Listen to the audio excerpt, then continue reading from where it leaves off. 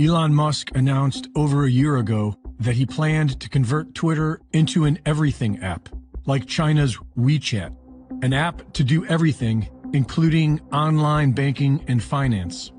Last April, Musk announced that Twitter Incorporated has been renamed to X Corporation. He created a new artificial intelligence company known as X.AI, and he partnered with eToro for stock and crypto exchange. The media would have you believe that Elon Musk is an independent billionaire genius whose dream is to revolutionize banking. But this story is demonstrably false. The facts tell us that Elon Musk is a frontman for the same old, same old. But because he says there are only two genders, he has gained the trust of a radicalized people in a time of war, without ever having to explain his lies. Musk says he grew up poor, but his family was rich with emeralds and had a history of abuse and witchcraft, telltale signs of multi-generational mind control. Musk received tens of thousands of dollars from his parents to launch his first business venture, a digital phone book known as Zip2. Outside coders were hired to write the entire thing because Elon couldn't code.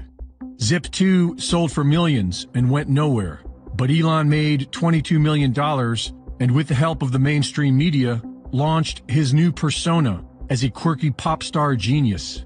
He then acquired X.com and announced he would create an online bank known as X.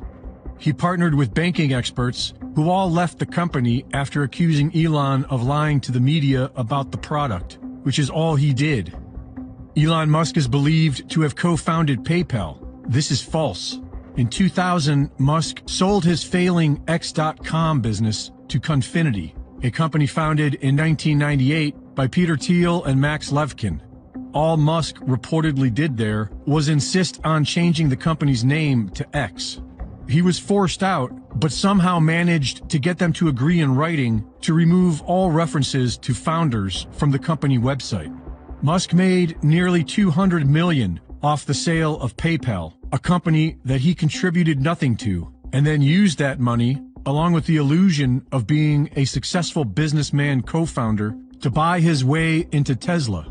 Tesla Motors was founded in 2003 by Mark Tarpenning and Martin Eberhard, who developed the Tesla Roadster. When Tesla accepted millions from Elon, it came with the condition that he be named chairman of the company. Even though he only contributed money, Musk was unable to hide his anger that the media wasn't giving him credit for Tesla Motors. And after forcing Eberhard out of the company, he rewrote their history to have himself listed as an original co-founder. The obvious fake persona of a billionaire quirky genius has worked so well that few even question SpaceX. The official story is that Elon, who has absolutely no experience with rocket science, came up with the idea for SpaceX while traveling to Russia with the CIA's Michael Griffin of In-Q-Tel. Shortly after this conversation, Griffin was made administrator of NASA, where he launched the COTS program that privatized NASA's rocket program and awarded $278 million to SpaceX, who had never made or flown any rockets. Musk then partnered with rocket engineer Tom Mueller, who went on to produce rocket technology that has clearly been developed for years in the private sectors of the military-industrial complex. Elon's companies have received billions in government subsidies over the last 2 decades, money that was later spent on the purchase of Twitter, where he immediately began the process of turning it into an everything app with its own banking system. Or rather, the ruling class cabal that pulls his strings is turning Twitter into an everything app with its own banking system. And that should be alarming. But he says there are only 2 genders, and families are good, and people love a hero. They don't need to chip you to control you. We already have iris scanners and palm scanners. A cashless society will do the job. And for many, Elon's X will be preferable to Amazon's palm scanners. The illusion of choice will make your financial enslavement less painful. Essentially, if done right, the X would serve people's financial needs to such a degree that over time it would become, I don't know, maybe half of the global financial system. Wow. Or some big number. Okay. I'm not sure what the number is, but pretty big. So it would be by far the biggest sort of financial institution. But like I said, not really in the way that people are used to thinking about banks. Mm-hmm. Just the most efficient database for the thing that is money. I said, like, least amount of fraud. Everything's real time. And if it involves money in any way, it can be dealt with seamlessly on one location. What is it that inhibits human-machine symbiosis? It's the data rate.